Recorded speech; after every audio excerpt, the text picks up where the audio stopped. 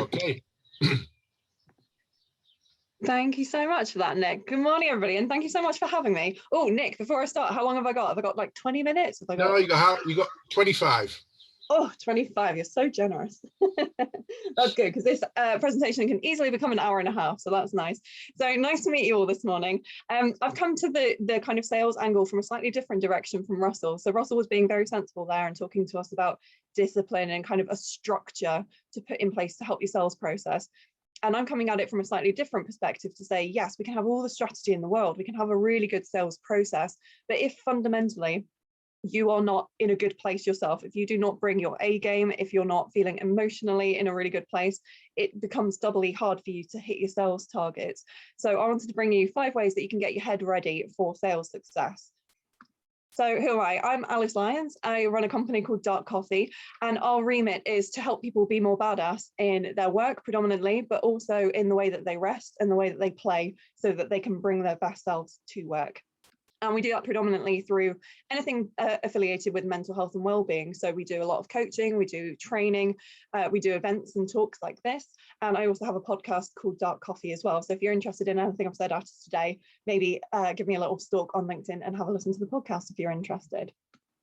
So today I just wanted to start by talking about why we have maybe a bit of a weird relationship with sales. I know a lot of people in the room will be sales professionals, but a lot of you might be like myself. I'm a business owner.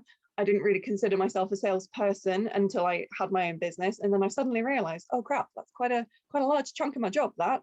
But I've never had any professional sales training, so it was a bit of a shock to me when I found out, oh, you actually need to do this on a regular basis. But as I've got speaking to other business owners and even other sales professionals, I do realize there is this aversion that a lot of people do have. And it tends to come down to one of 3 categories, maybe all 3 if you're having a really bad day. The first thing that puts people off of sales is fear. It could be fear of rejection. It could be fear of making a fool of yourself. It could be fear of just what happens when someone picks up the phone. You might just be a little bit wary around people, but this tends to affect people who are very early on in their sales careers, and it can follow you through. You know, if you're having a bad day, that fear can suddenly jump up and you have that kind of feeling in your stomach when you're going on a call of like, oh God, what do I do? Another aversion we often have is sales can feel a bit icky. So again, this tends to affect people who are a little bit early to the game. Maybe they're new in a role and they've just moved companies, and it comes from that lack of experience in the product or the service that you're selling. So it just, you have that kind of aversion to picking up the phone. Or for a lot of us, even if you're the most professional sales professional in the world, the most experienced, you can just wake up and not feel it. You can just wake up and be in a bad mood. And that's kind of what I'm going to focus on today, is how to flip the script a little bit, give yourself the best head start for heading into your day. So the hardest thing about sales, and the reason a lot of us do have this aversion to it, is that it's very, very draining. It's not like when you're working in an office and you're kind of, you can turn your brain off, you can put your headphones in and you can just bash away at your screen. Sales are very emotionally draining, and we expend something called emotional labor. So this is quite a long-winded breakdown here, but basically emotional labor is the process of managing your feelings so that you can fulfill the emotional requirements of a job. So you're interacting with people every day. The more energized and the more confident you come onto a call, the easier that conversation becomes, because it makes it so much easier for you to connect with someone. And this is not about suppressing your emotions at all. What I'm saying through the talk today is the more that we can genuinely look after ourselves and genuinely raise our mood and raise our kind of energy levels, the easier you will find it to have these conversations. Because we do have expectations from us. When we call someone, they're not expecting us to have a whinge down the phone at them. They're expecting us to be able to deliver what we're there to deliver. So this comes down to a little something called self-care. And I don't really like the phrase self-care. I prefer to think of it as a process of staying sane with all the madness that's going on around us and all the challenges we have day to day. How do we just stay on an even keel? Well, I've got 5 suggestions for you today. So the first one is a process. I go through this a lot with my one-to-one clients. This is something we do on a regular basis and get into a habit of doing. It's a process of checking in with yourself. What do I mean by that? It is literally a process of seeing where you're at today and then thinking about ways that you can kind of take really, really simple steps to counteract. If you're in a bad place, you can take steps to feel a bit better. If you're on an even keel, you can better again. If you're in a good place, great. Have a think about why you're in that good place. How did you get there? How can you replicate that feeling? So the easiest and quickest way to check in with yourself is to just ask yourself, on a scale of 1 to 10, how am I feeling right now? You can set a reminder on your phone and do this at like a particular time of day. I like to do this as part of a journaling activity first thing in the morning. So before I do anything for anybody else, before I look at my phone, before I check my emails, anything like that, I have Alice time. I have journaling time. So I can just kind of get things out of my head that may have come up when I'm sleeping. And I can kind of see what I need for the morning. Like when I've got some time to myself, if I wake up and I'm feeling knackered, I can think, right, I could either have an extra half hour in bed, I can go and get myself a coffee, I can do a bit of yoga. I know walking really wakes me up. So doing this quick check-in gives you a bit of direction on how you can act for the next chunk of your day. To go a little bit deeper on that, if you've got no time at all, if you think I'm super busy, I can't do this, I can't make all this time for myself, keep it really, really simple. Just do your scoring and think, right, I'm a 3 out of 10 right now. I need to, before I can look after anyone else, I need to look after myself a little bit, do a bit of self-nurturing somehow. To go a little bit deeper to find out why you might be feeling whatever score you've given yourself, ask yourself, what 3 things am I feeling right now? Just give yourself like 3 words. So for yourself, it might be tired, it might be hungry, it might be something like very physical, something very related to your basic human needs. So, or it could be a little bit deeper than that. It could be quite emotionally driven. It could be, I feel overwhelmed. I could be stressed. I could be, or the opposite, I could be feeling really happy, really settled, really content, whatever it is. But asking yourself what 3 things you're feeling gives you a nice kind of snapshot of where you're at. What can happen with this, really interestingly, the more you do on this, the more kind of intel you gather. It's like anything, it's like sales. The longer you track it for, the more of a kind of process report you can gather and the more trends you can start to see. So for instance, if you feel tired 1 day out of 7 in a week, nothing to be unduly concerned about. You probably had a bad night's sleep or whatever. But if you're kind of checking in with yourself on a daily, weekly, monthly basis, and every single day the word tired is coming up for you, that could be a signal like, oh, something more fundamental needs to change. Maybe I need to think about my sleep routine. Maybe I need to talk to my doctor. Maybe there's something that could help me there. It gives you a really good way of seeing if there's something kind of underlying and a little bit more sinister going on. And then as a way of kind of taking action on what you've checked in with yourself about, ask yourself this question: what do I need to do more of or less of to improve the score by 1? So if you scored yourself a 5 in the beginning, 5 is kind of obviously a midway point, not brilliant, but not terrible. But what could you do to improve that score by 1? We're not trying to change the world here. I'm not trying to say everybody should be a 10 out of 10 every day, because it's just unrealistic and it's just not going to happen. It will stress you out even trying. But we can make tiny adjustments, micro adjustments as we go through the day to improve our score by 1 point. And often a lot of people will say, oh, well, I need to be doing this. I need to be waking up at this time in the morning. This is a massive problem I see with people who come for coaching, is they're always thinking about, what can I do more? What can I do more? What can I do more? Often when it comes to our well-being and our mental health, it's a case of stripping something away. It's a case of getting rid of something off the to-do list, or it's a case of saying, do you know what? I don't really need that. I don't know why I'm doing that thing. Let's just get rid of that thing and feel the kind of headspace come back to you. You feel this kind of clarity of, oh God, that's a load off of my mind. That's a really important question you can ask yourself. If ever you feel, especially if you ever feel overwhelmed in your day, ask yourself, what can I do less of right now? What can I get rid of? It might be a case of delegating it. It might be a case of dropping it completely. There's a brilliant book. I really want to recommend this. It just came to me, but I finished it a couple of days ago. Very on brand, bright yellow. It's called The One Thing. And it really is a book about focus and how we can all get better at the work that we're doing. And it really says quite simply, strip everything back to basics, focus on one thing, one specialism that you have, one product, one service. How can you go about stripping everything away from your life to make it as simple and as clear as possible? Focus on that one thing. So it talks about prioritization and stuff as well. If someone's asking about the book, I can't see the chat at the moment, but I'll just hold it up again. It's called The One Thing. And the author is Gary Keller. So I'll put the details in the chat afterwards if you want that. So the second step, I am a big fan of rest. I find a lot of people, if you've ever kind of gone into personal development, personal growth, that kind of thing, a lot of people are talking about how to optimize your time and how to prioritize and how to focus on work and streamlining and all the rest of it. And one of the best things you can do is learn how to rest more effectively. Not necessarily more, because we all have a certain number of hours and we have a certain number of things to do, but how to improve the quality of your sleep. So there's a phrase called sleep hygiene, which you may or may not have heard of. If you haven't, give it a Google. There's a lot of interesting kind of research coming out in this area now. But the idea of sleep hygiene, in the same way as hygiene, is it's about a series of routines and kind of rituals you can do for yourself to improve the quality of your sleep. And that'll look different for everyone. Some people might want to read very late at night, and then that helps them drift off to sleep. Some people will say, if I read a book, it's going to get my mind going, it's going to wake me straight back up again, I can't be doing it. But it's about learning these kind of processes you can do for yourself and these rituals that will help you get the best amount of sleep. And sometimes it's trial and error. You might have to do a bit of split testing around this. The number one thing I can offer you as a suggestion, though, is to reduce the stimulants in your diet. I'm really sorry to the coffee lovers. I am one of you, but honestly, it's one of the best things you can do is to reduce the number of stimulants. So it could be over consumption of alcohol. It could be, I don't want to be boring. I don't want to be like your mum and tell you to cut down on these things, but genuinely, coffee can stay in your system, depending on your metabolism, it can stay in your system for up to 12 hours. So if you think about the average day and how many coffees you might be having, how many energy drinks you might be chugging in the afternoon, you're having an energy drink at 3 o'clock in the afternoon, that is still in your system when you're going to bed. And the half-life of coffee, so your body metabolizes whatever you eat and drink, and it gets rid of the nutrients, etc. So by the time it gets down to its half-life, so half the amount of caffeine, it's 5.7 hours. That's like the average.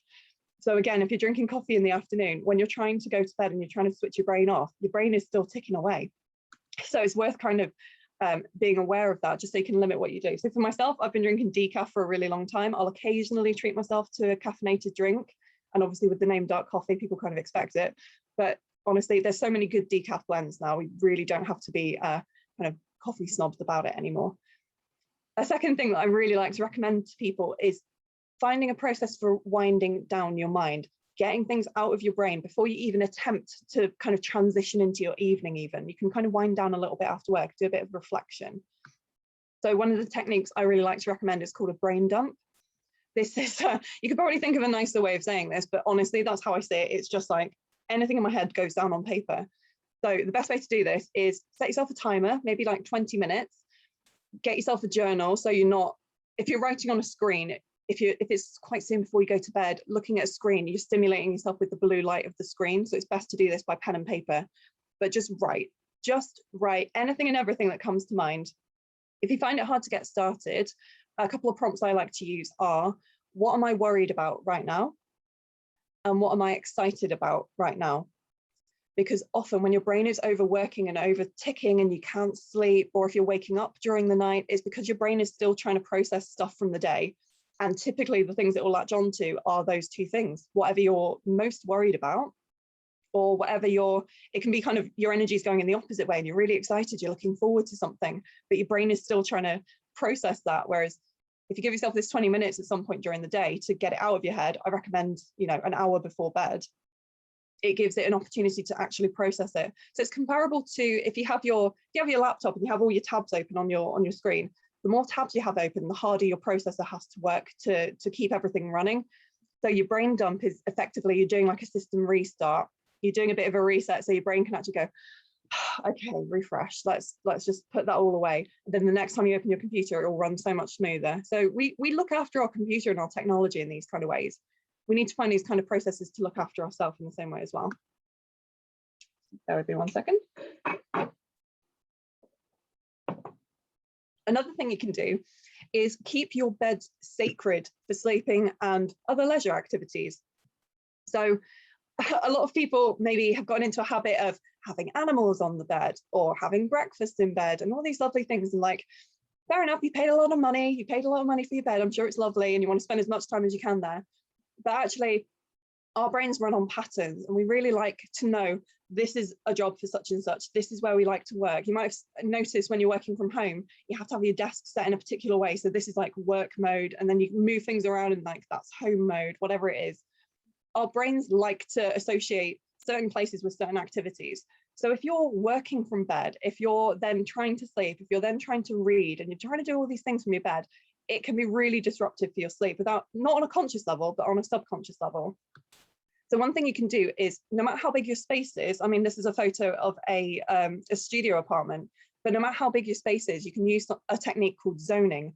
I used to work in interior design, and this is something that we did a lot. So you kind of put your room into little sections so that each section has a different job. So it might be that, so in this photo, they've got a quite small room. So the kitchen is on the left-hand side, like running down that side.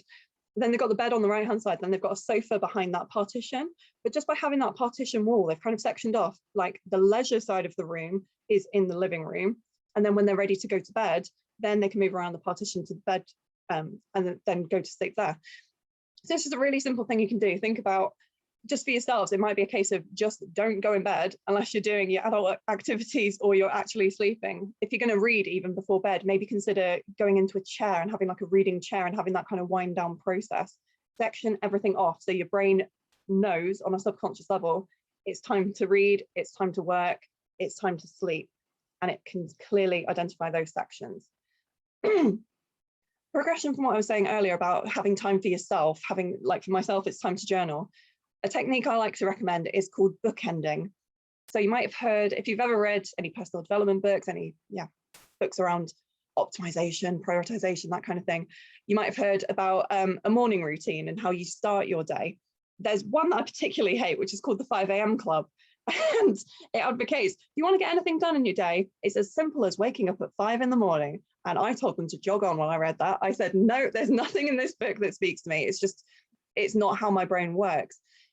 Daily routines can be really effective, and it can be a really great way to work depending on you and how you like to work. You might enjoy that much structure. Personally, I do not. And I feel like a failure every time I try and set a really solid routine and I can't hit it. That for me is really demotivating. Other people love having a set structure of like, this is when I do this activity, this is when I do this one, bum, bum, bum. So what I'd advocate is a slightly different approach. Instead of having a routine, give yourself bookends. So what's a bookend? A bookend is an allocated chunk of time that you give to yourself. So it's a self-focused chunk of time at the beginning and end of every day. So that's why it's called a bookend, because it's kind of both. So we're not just doing a morning routine, we're not just doing an evening routine, we're bookending our day with a little bit of time for yourself. So the good thing about bookends compared to like a routine is that you don't have a set structure of, I have to do this, this, this. You just give yourself, you know, you can do a little brainstorm and think, what kind of things do I like to do for myself? What would make me feel good and make me feel happy?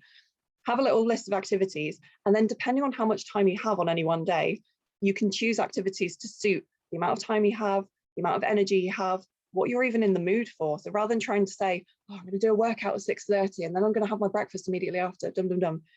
You just work with your body and your energy levels and go, do you know what? I don't actually fancy workout today. I fancy doing something else.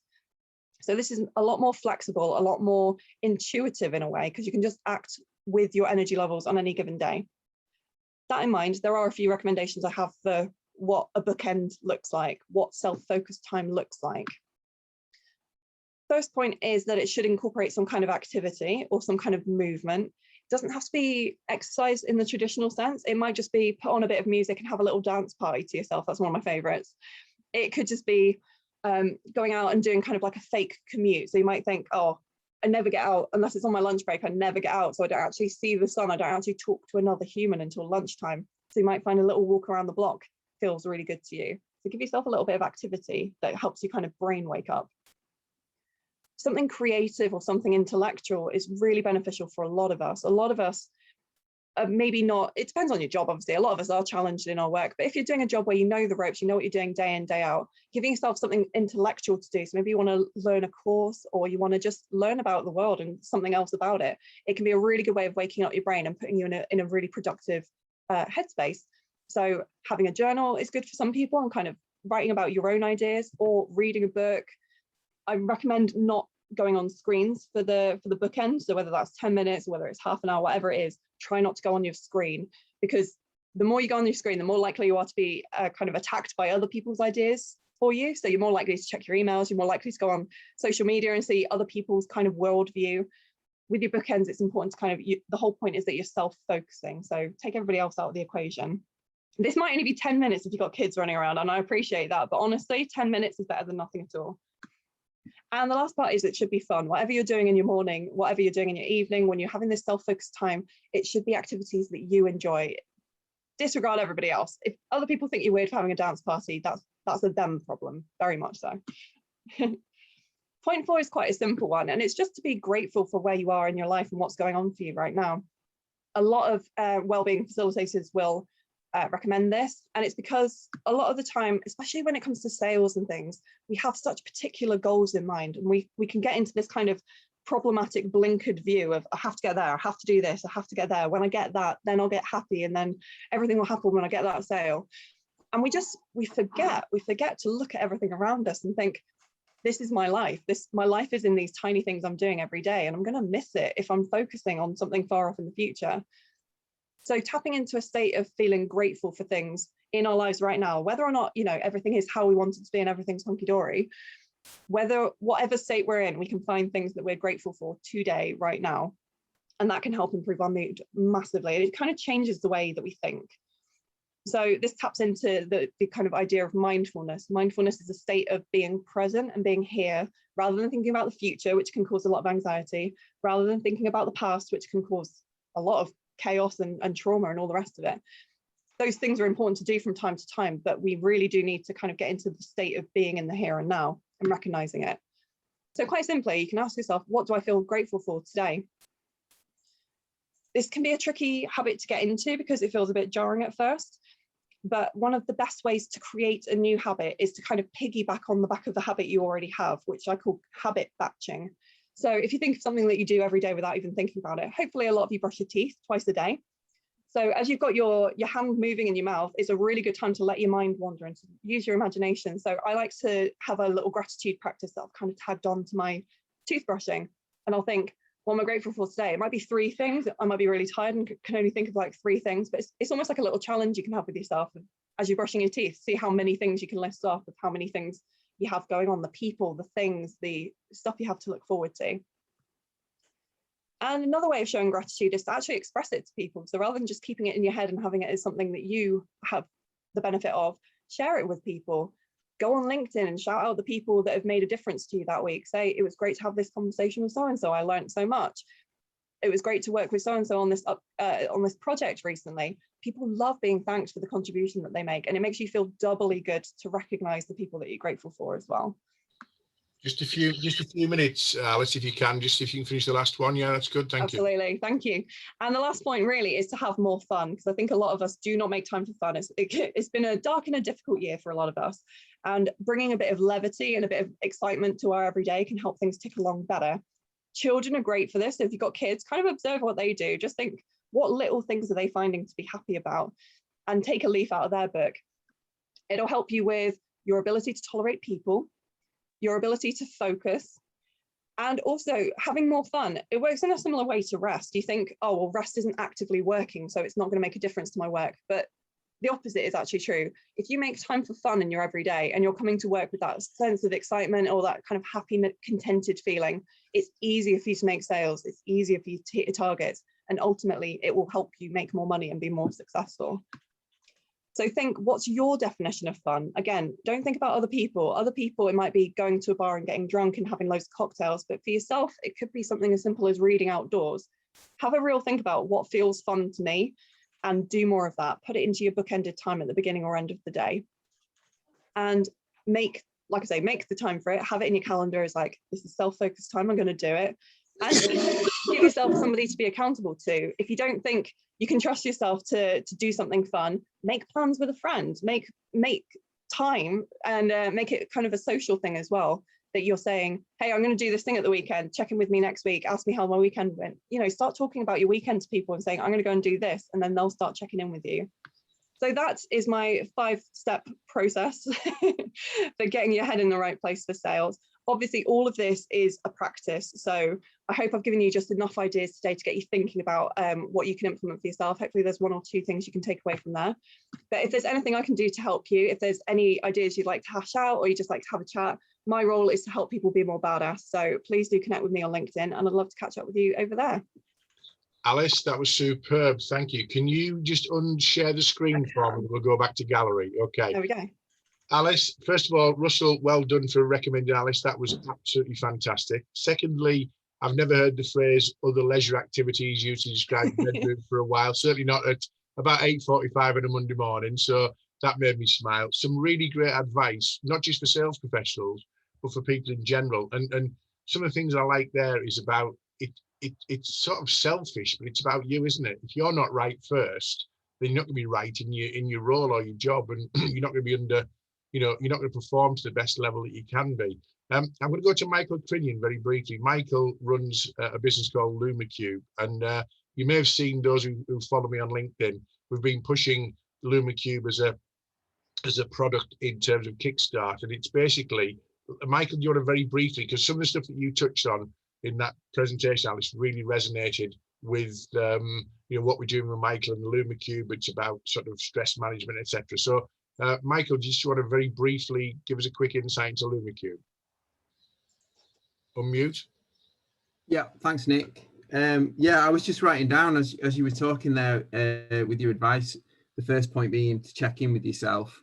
I'm thinking, oh, I've got something for that.